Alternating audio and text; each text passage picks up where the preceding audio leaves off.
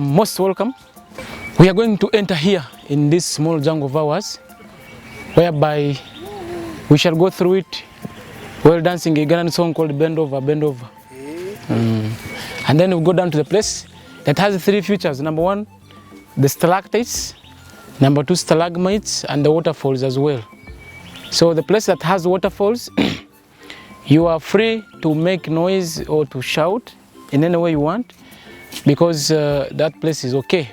But when we make a U-turn to the place that has bees, you're not allowed to shout or to take a picture with a flash when it is on, because of the bees. Because for the case of the bees, they are real bees. We don't say they look like, the cow says stalactites looks like Amabere.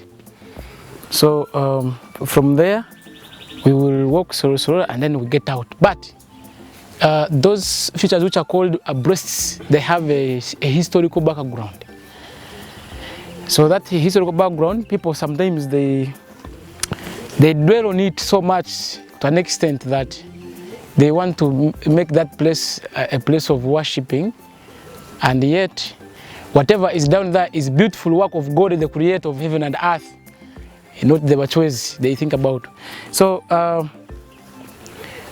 what makes stalactite features look like breasts is there's a process called carbonation, whereby we believe that in air we have carbon dioxide. So that carbon dioxide is collected with rainwater and it goes into the rocks. So within the rocks there are minerals that react with the carbon dioxide, and then they form what we call weak carbonic acids. So they're the one that comes down in the form of milky substance.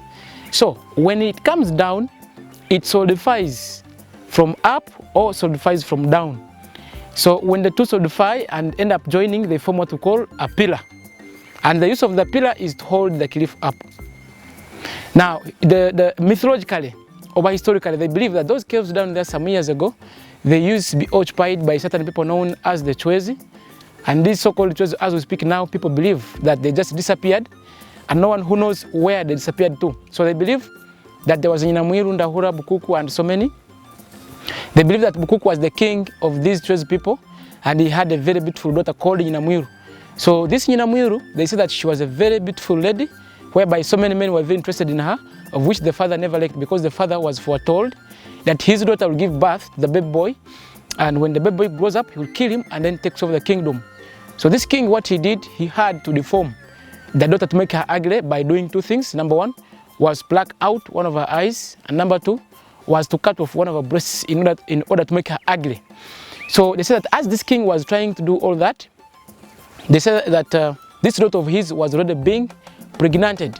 And as you know, of course, that sometimes the process it can be easily hide. You can easily hide it, but the results will not be hidden. It was all of a sudden seen that the daughter was already pregnant. So the news went to the king that your daughter is already pregnant. And now, when the king received such a news, he was not happy. It is said that the king had to send one of his strong men from his palace to watch this daughter of his wherever she could go, such that when she gives birth, they kill that grandson there and then. So the people were sent by the king from the palace. They used to follow that daughter of his wherever she could go, till that time when she was going to give birth. And it is believed that as she was getting ready to give birth, at that moment there was a man called Rubumbi. So this Rubumbi was a pottery man. So this pottery man, for him, they said that he knew what was going on within the palace. So he played a big role of convincing the other people from the palace beyond their reasonable doubts. They end up not killing the grandchild, but instead he took away the grandchild. And after taking away the grandchild, the other people with the daughter of the king, they went back to the palace. They told the king that the grandchild is killed. So it is believed that this boy, he survived with Rubumbi, the pottery man, and he grew up when he was around his 18, 17 years. They say that this man Rubumbi, the one who brought him up, told him that, by the way, your grandfather Bukuku wanted to kill you because he was foretold that when he grew up, you will kill him and then takes over the kingdom. So this boy, it is believed that he was trained to do 2 things. Number 1 was graze cows. Number 2 was to fight using a spear. So his grandfather Bukuku had cows, and the man who brought up this boy also had cows. So sometimes they could meet at the same river, take water. So whenever these cows could meet, this grandchild, the stubborn boy Ndahura, he used to beat the cows of his grandfather seriously, because his intention was to face the king physically so that he can kill him, and then he fulfills the prophecy. So one day, the people who are grazing the cows of the king had to go and report to him that there is a boy called Ndahura who is always beating your cows, and nobody could give the reason as why. So the king was so much disturbed that he really wanted to go there to the river and meet or see that stubborn boy who was trying to play with his cows. So they said that when the king went there, he found that boy there, and he could not even recognize that that was the boy who was supposed to be killed when he was still very young. He could not even tell that that was the boy who was his grandchild. So it is said that this boy, since he was trained very well, when the king came and brought a spear to kill him, he just dodged it, it went on side.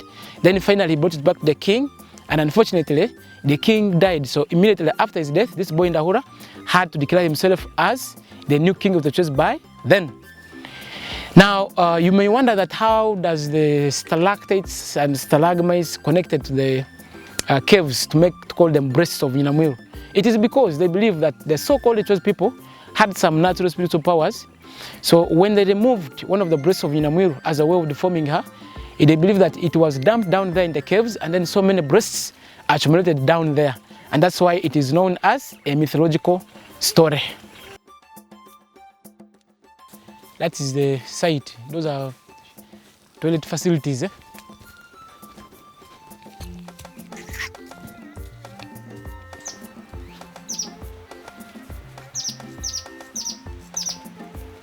Okay, the cave starts from here. Once you enter, you can see here there's the first small cave. Then we continue to the waterfalls, and then we have a look at the Amabere or breasts. Okay, we can move. This one and this, they're the ones that are known as breasts, because there are two. The one which are growing from up, going downwards. And then these are the one that grows from down, going upwards. And down there you can have a look at the wet substance. People say that they look like a male thing. See that? Yep. So that one is growing, going upwards.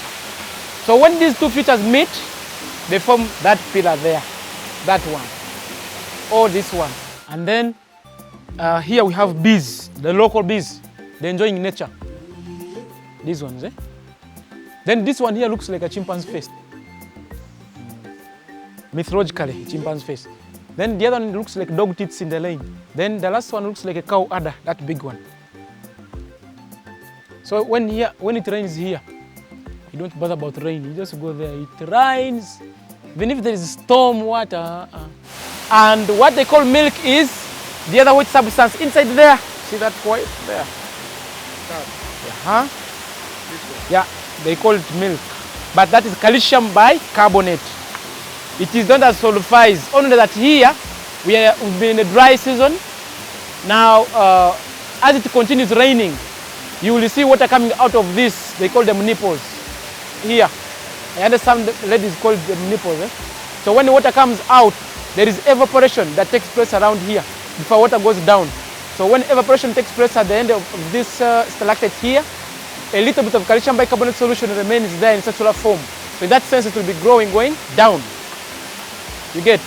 So same applies to that water when it goes on top of this stalagmite here. It also deposits there the same calcium bicarbonate content. So this one grow a pile going up, also the fire going up, and that one down. Then eventually the two form a pillar, which is that one.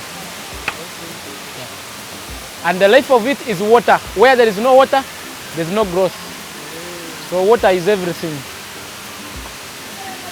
So these falls, they increase when the rainy season starts.